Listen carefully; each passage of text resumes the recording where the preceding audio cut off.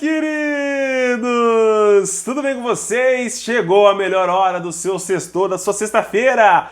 O Na Rede com Todaro para trazer tudo o que de melhor aconteceu com as principais equipes do futebol brasileiro. Nessa semana tivemos Copa do Brasil, rodadas adiantadas do Campeonato Brasileiro e jogos assim, nada bons, porque todos os clubes da Série A avançaram, não tivemos nenhuma zebra, entendeu? Pra mim, aqui fica chato trazer esse conteúdo, entendeu? Porque aí não tem nenhum tropeço de um grande pra gente falar mal do time, entendeu? Agora a gente só vai falar só bem dos times aqui. Mas, achou que eu ia falar bem de todo mundo?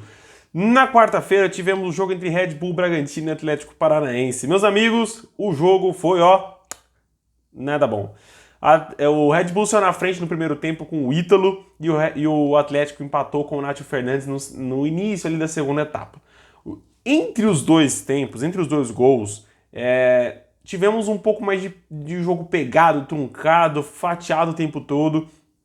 Muitas faltas foram marcadas e o Red Bull foi melhor no primeiro tempo, teve as principais oportunidades. No segundo tempo, todavia, o Atlético começou a se soltar um pouco mais. Não tanto quanto eu imaginei que faria.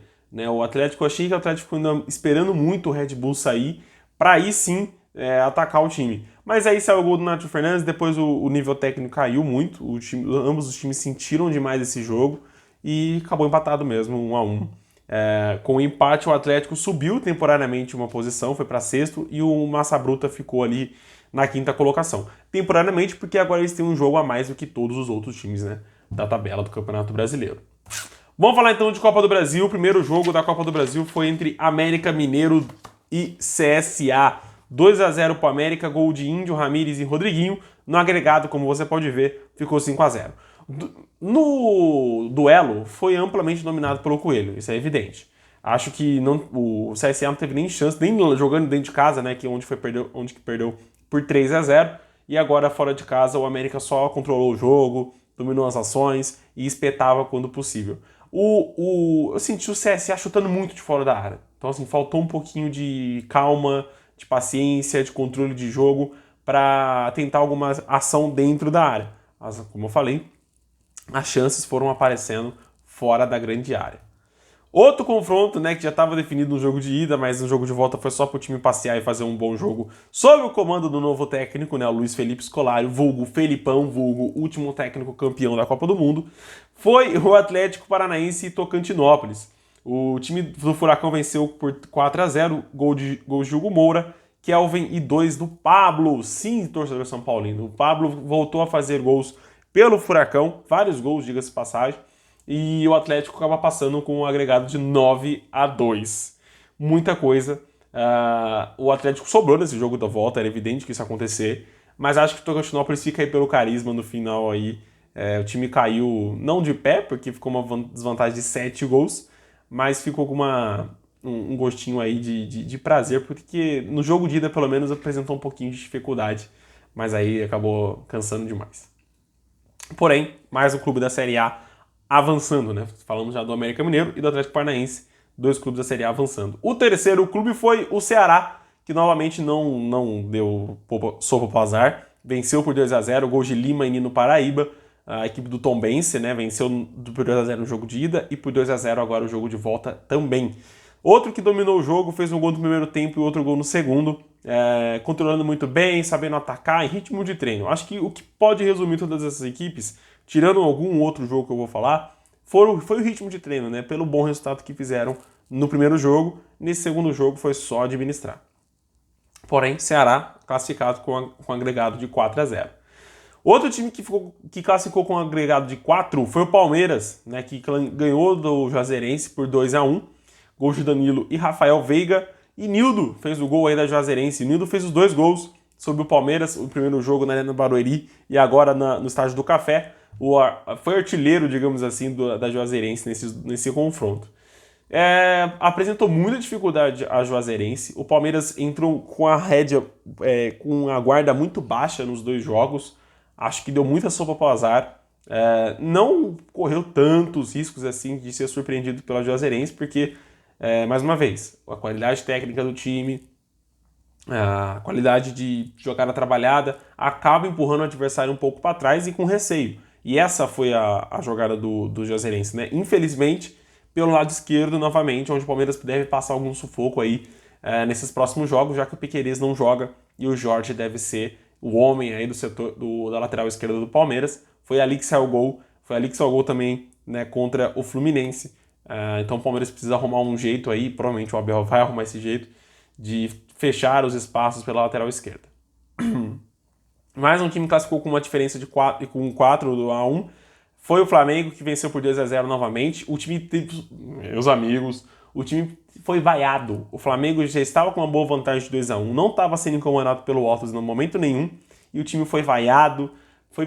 Paulo Souza foi chamado de burro. Então, assim, paira um clima muito ruim sobre a Gávea. E o Flamengo venceu com gol de Gabriel de pênalti. E Vitor Hugo, no finzinho do jogo, fez aí o 2-0, 4-1 no agregado para o Mengão sobre o Altos. Até agora, nenhuma equipe apresentou nenhuma dificuldade, né, para avançar. Porém, o Fluminense passou por uma dificuldadezinha. O Vila Nova foi melhor do começo ao fim do jogo. Mas, Todaro, por que no 2-0 então pro Fluminense? Cara, o Fluminense espetou, fez o gol quando tinha que fazer. As oportunidades que apareceram pro Fluminense, o Fluminense guardou. Ao contrário do Vila Nova, que desperdiçou um caminhão de oportunidades. Com o resultado, né, o Vila Nova dá adeus à Copa do Brasil. Foi o primeiro jogo depois de 2 anos no Serra Dourada. Acredito que para quem gosta de futebol foi gostoso de ver o Serra Dourada de novo com torcida, de novo com um jogo de futebol, um jogo de Copa do Brasil. O Serra Dourada que virou um hospital, né, nas dependências ali.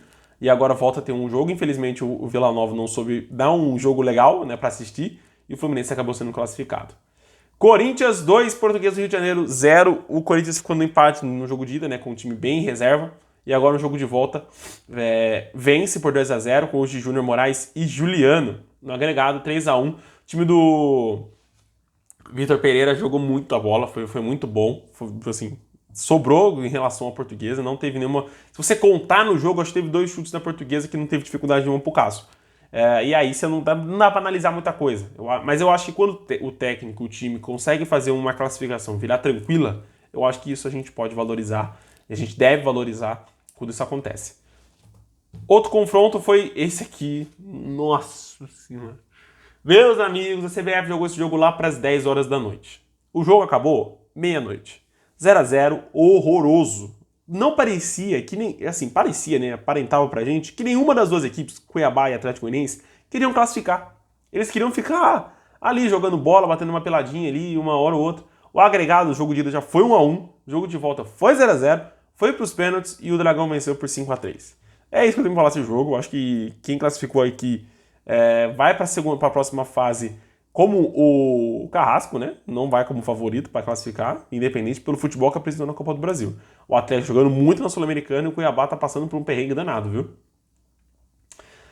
Copa do Brasil também, Fortaleza 1, Vitória 0, esses jogos já são na quinta-feira. Iago Pikachu fez no finzinho do jogo. O Vitória não teve força para oferecer nenhum risco pro Fortaleza, né? A desvantagem era de 3-0. Mas não apresentou nenhum risco, cara. Não teve uma jogada atrapalhada, não teve uma jogada de perigo. E o Fortaleza, no fim do jogo, foi lá e fez 1-0 com o Pikachu. Quando o Fortaleza começou a pressionar mais a equipe do Leão da Barra, aí saiu o gol e decretou essa vitória e a classificação do Leão do PC. São Paulo 2, Juventude 0. Gols de Arboleda e Igor Vinícius. O Arboleda sendo artilheiro do time de São Paulo aí nessas fases mata-mata. Se a gente for pegar na Sul-Americana, fez aí uns 3 gols. E agora na Copa do Brasil também tá marcando seus golzinhos. No agregado 4-2, o Juventude não entrou em campo, jogou nada nesse segundo jogo. Não fez nenhuma graça pro São Paulo. O São Paulo jogou bem tranquilo. Gol no primeiro tempo e um gol no segundo tempo, para administrar mesmo. E o jogo foi na Arena Barueri. Uma errata aqui. Eu tinha colocado que ia ser no Morumbi. Então uma errata aqui, foi aqui minha correção. O jogo foi na Arena Barueri. Santos 3, Coritiba 0. Esse aqui teve que correr, viu? O Santos jogou muita bola em casa, perdeu o primeiro jogo por 1-0 pro Coritiba e virou na Vila Belmiro com gols de Marcos Leonardo, Madson e Rodrigo Fernandes. Todos no segundo tempo. O Madson e o Rodrigo Fernandes aí na sequência, né? Aos 60 e aos 62. Jogaço do Santos, apesar do Coritiba ser melhor no primeiro tempo. Foi um jogo muito bom do Coritiba no primeiro tempo. No segundo tempo, aí provavelmente o time cansou ou tomou o gol muito cedo no segundo tempo. E se perdeu em campo, né? Aí só deu o Santos. O Santos só não fez mais, eu acho que... Porque o ataque passa por um momento meio complicado. Pô, Todaro, os caras fez 3-0, mas o que perdeu de chance? Meu amigo Santista, você vai concordar comigo. O time perdeu muitas oportunidades. Quem não tá sobrando, quem não tá deixando sopa pro azar é o Botafogo. Venceu por 3-0 agora a Ceilândia de novo, tá com um agregado de 6-0, gols de Patrick de Paula e 2 gols do Matheus Nascimento. É um time em evolução, é um time que precisa melhorar muito ainda para apresentar algum perigo para os adversários. Vem capengando alguns jogos do Campeonato Brasileiro, mas venceu o Flamengo, volta a vencer agora na Copa do Brasil, de novo por um placar de 3 gols. Então é um time em evolução que vale a pena a gente ficar de olho. O Botafogo tá jogando muita bola, viu? Ó, é isso. Esses foram os jogos da Copa do Brasil. Agradeço a sua presença aqui. Curte, comenta, compartilha. Abraço e até o próximo vídeo. Tchau, tchau.